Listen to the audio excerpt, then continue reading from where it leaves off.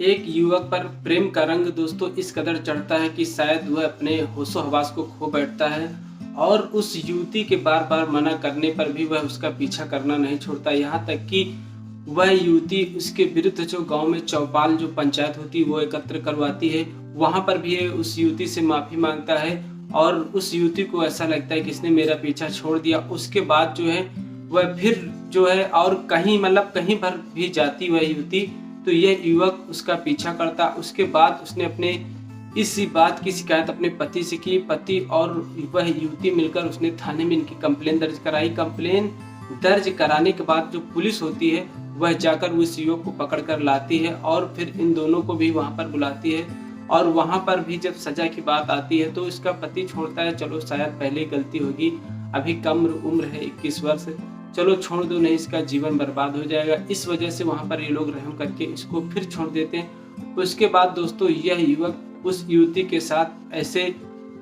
कृत्य को अंजाम देता है जो भयावह को इस तरीके भयावह कार्य इस औरत के साथ करता है कि शायद जब कोई सोचता है, चारों तरफ सोशल मीडिया के माध्यम से खबर पहुंचती है तो सब लोग यही सोचते हैं कि शायद पहले ही सजा हो जाती तो ऐसा कृत्य न होता। नमस्कार दोस्तों, आइए हम आपको इस पूरी कहानी को इस वीडियो के माध्यम से समझाने का प्रयास कर रहे हैं। कहानी की यात्रा 25 चैनल में आप सभी लोगों का दोस्तों स्वागत है। आज हम आपको जो दोस्तों कहानी सुनाने जा रहे हैं, यह कहानी है हरियाणा के फरीदाबाद में दोस्तों एक गांव लगता है सिकोना, और उसी सिकोना गांव में एक स्कूल होता है जिस स्कूल यानी विद्यालय का नाम Saraswati senior high secondary school होता है।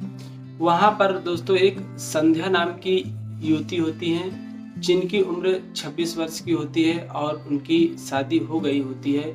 इससे पहले दोस्तों वहीं के दूसरे स्कूल में वो पढ़ाती थी। वहीं पर जो स्कूल जिस स्कूल में पढ़ाती थी उनका भांजा जो अमित नाम का होता है उसका उस स्कूल में आना जाना लगा रहता था, क्योंकि स्कूल का कार्य चल रहा था, बन रहा था, तो थोड़ा बहुत सामग्री वगैरह देख रेख के वजह से उसका उस स्कूल में आना जाना रहता था।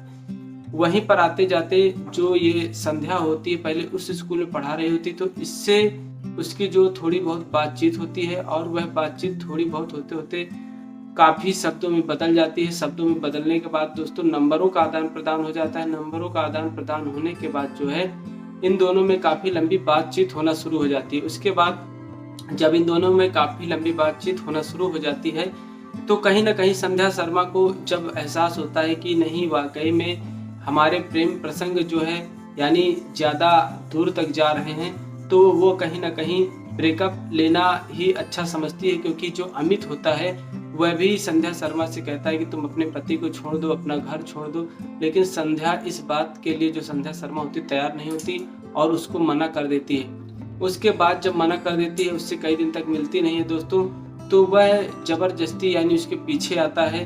तब इस बात की शिकायत वह अपने पति से करती है। तो संध्या शर्मा और उसका जो पति होता है, उसके पति का नाम विकास होता है, वह दोनों जो है उस अमित के घर पर जाते हैं और उनके माँ बाप से कंप्लेन यानी उसके लड़के के खिलाफ कंप्लेन करते हैं और बताते हैं। इस पर जो है उनके माँ बाप डर जाते हैं, काफ़ी हाथ पैर जोड़ते हैं और बोलते ठीक है अब दोबारा से हमारा लड़का तुम्हारे पत्नी के पीछे नहीं आएगा। उसके बाद वह लोग वहाँ से चले आते हैं। उसके बाद फिर भी नहीं मानता तो गांव की चौपाल इकट्ठा होती है, पंचायत में जो इसको बुलाया जाता है, वहाँ पर भी फैसला होता है। वहाँ पर भी दोस्तों जो अमित होता है इन दोनों से माफ़ी मांगता है। माफ़ी मांगने के बाद फिर संध्या शर्मा जो होती है उस स्कूल को छोड़कर वहाँ से करीब जो है 5-6 किलोमीटर दूर दूसरे स्कूल में जो सरस्वती हाई सेकेंडरी स्कूल होता है सीनियर, इसमें जो पढ़ाने लगती है। और जो ये कक्षा 2 तक जो यानी बच्चे होते हैं उनको पढ़ाया करती थी। उसके बाद जो है ये यहाँ पर जब पढ़ाती है तो फिर जो है दोस्तों 10 से 15 दिनों बाद फिर ये इनका पीछा करता है। और पीछा करने के बाद जब इनको एहसास होता है संध्या शर्मा को, तो ये दोबारा पति को ले जाकर पुलिस में कंप्लेन दर्ज कराती है। पुलिस भी त्वरित कार्रवाई करते हुए फिर से इसको पकड़ कर लाती है और वहाँ पर भी दोस्तों दोनों के बीच यानी दोनों लोगों को बुलाया जाता है, लेकिन वहाँ पर भी दोस्तों समझौता हो जाता है। और जो संध्या शर्मा का पति होता है वह यह फिर सोचता है कि ये 21 वर्ष का है, इसका जीवन अभी बर्बाद हो जाएगा अमित का, चलो इसको माफ़ कर देते हैं। उसके बाद पति के साथ मिलकर वो दोनों उसको माफ़ कर देते हैं और छोड़ देते हैं। उसके बाद उनको लगता है कहीं ना कहीं अब ये पीछा नहीं करेगा, अब दोबारा से ये पीछे नहीं आएगा। लेकिन दोस्तों कुछ समय बीतता है, शरद जी संध्या शर्मा जिस स्कूल में पढ़ा रही होती हैं वहाँ पर एक दिन ये करीब जो है 3 अगस्त 2026 को सुबह करीब 9:40 हुए होते हैं। संध्या शर्मा पढ़ा रही होती है, जो तभी जो है स्कूल के बाहर एक लेडीज सिक्योरिटी गार्ड होती है, उससे जो वह एक युवक आता है, यानी वही अमित आता है और अपने मुंह में कपड़ा बांधे रहता है, क्योंकि आगे जो सड़क का काम चल रहा होता है, धूल गर्दा उड़ रही होती, इधर धूप भी होती है, तो जो वहाँ के काफी लोग अधिकतर मुंह बांध के चलते थे। इस वजह से उस सिक्योरिटी गार्ड से आता है और वो बताता है कि संध्या शर्मा को बुला दो, मैं उसका पति हूँ, उसको जो है टिफिन और चाबी देनी है। इस वजह से जो सिक्योरिटी होती है, जो महिला सिक्योरिटी होती है, वह जाती है और संध्या शर्मा को बुला लाती है। इससे पहले भी जो उसका पति विकास आया जाया करता था, तो कहीं ना कहीं सिक्योरिटी वालों को लगता है ये वही होगा, क्योंकि वो ज़्यादा उस पर ध्यान नहीं देते। उसके बाद संध्या शर्मा आ जाती है। आने के बाद संध्या शर्मा जब आती है तो दूर से ही देखकर वो दोस्तों उसको पहचान जाती है, लेकिन मुंह बंधे होने के कारण पूरा नहीं पहचान पाती। लेकिन उसको ये एहसास हो जाता है कि मेरे पति नहीं है, कोई और है।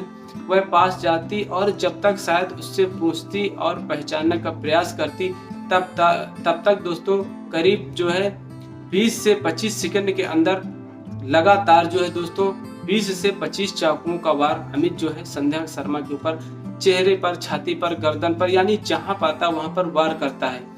अब जब 25 बार वार करता है तो संध्या शर्मा खून से लथपथ हो जाती है और जो सिक्योरिटी गार्ड होते हैं, जो अगल बगल ये सब देखकर वहां पर दौड़ते हैं। यहाँ की जो चीख होती है प्रिंसिपल के रूम तक होती है, प्रिंसिपल जो स्कूल के होते हैं वो भी भाग कर आते हैं, बचाने का प्रयास करते हैं, लेकिन ये चाकू से उन सब लोगों को डरा देता है। जब तक ये लोग कोई हथियार, कोई डंडा वहां पर ढूंढते, तब तक शायद अमित जो है संध्या को मृत्यु, यानी संध्या की जो मौके पर ही मृत्यु हो जाती है और वह वहां से भाग निकलता है। उसके बाद ये लोग आनन फानन जो है पुलिस को खबर करते हैं। उसके बाद जो है संध्या शर्मा को अस्पताल ले जाया जाता है, जहां पर उन्हें मृत्यु ठहरा दिया जाता है। पुलिस तुरंत जो बता देते हैं कि इनकी मृत्यु हो चुकी है।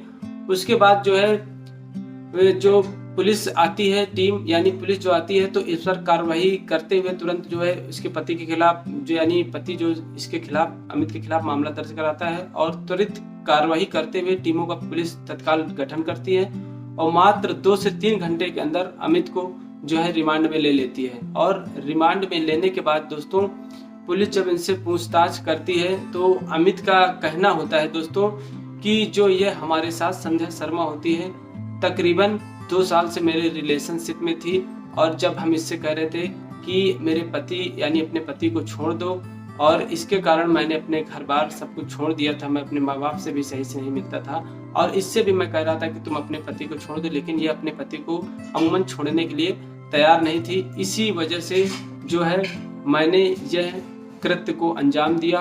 उसके बाद दोस्तों पुलिस अब इसके खिलाफ काफ़ी सारे सबूत एकजुट करने के बाद इसको जो है न्यायालय में पेश करेगी, तभी इसको सजा दिला पाएगी। आज की कहानी में बस इतना ही दोस्तों, धन्यवाद। लेकिन दोस्तों मेरा कहना ये है कि अगर वह जो युवती थी बार बार इसको मना कर रही थी, पंचायत हुई, इसके जो पति पत्नी इसके घर पर गए, पुलिस में कंप्लेन की, तो कहीं ना कहीं अमूमन इस अमित को जो है समझना चाहिए, अभी 21 वर्ष की उम्र थी, इसको दोबारा कोई गर्लफ्रेंड मिलती, यानी फिर कहीं प्यार करता, शादी करता, अभी इसका जीवन बहुत था, लेकिन इसने बिना सोचे समझे कुछ ऐसा कदम उठाया जिसका शायद पछतावा ये जीवन भर अब नहीं कर सकेगा, और शायद अब ये अपनी जिंदगी की जो बचे खुचे दिन हैं ये शायद जेल में ही गुजारेगा।